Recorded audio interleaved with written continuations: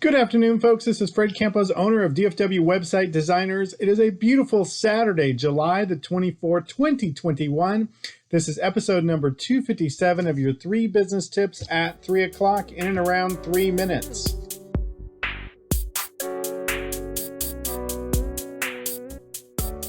This week, we're talking about dealing with problems and problem customers and all sorts of issues like that. Yesterday, we talked about dealing with issues. Today, we're going to talk about upset clients. We're going to talk about taking responsibility, figuring out what created it, and future prevention. I'm an owner of a web design company. We've been in business about 11 years. We are just shy of 400 clients. And I'm in one of those businesses that you don't get any phone calls until something goes wrong. A site gets hacked, site goes down, they forget to pay their domain fee and they lost their domain, or some change needs to occur. I'm in one of those service industries like maybe air conditioning or roofing or something where you don't usually call the person until there's something wrong.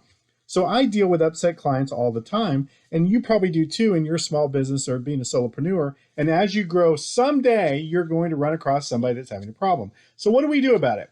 Number one, business owners, take full responsibility for it. I have found this to be true, even if it's 100% the client's fault. Let's say that a client didn't keep good passwords on their WordPress site and they get hacked. And I can even trace it back to the client. It's still my responsibility. First thing you can do to diffuse the customer is take full responsibility. Business tip number 2, figure out what created the problem. Figure out what it is. If it's a problem in your organization, this is a great opportunity to study it. Get to the root of the problem. Don't get into the name game or worry about your employees. Have a situation where your employees can freely talk to you about it. I'm reading a great book called Principles.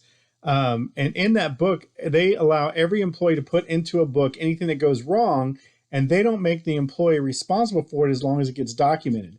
I think that is a great process. So basically, business owners, figure out what created the problem.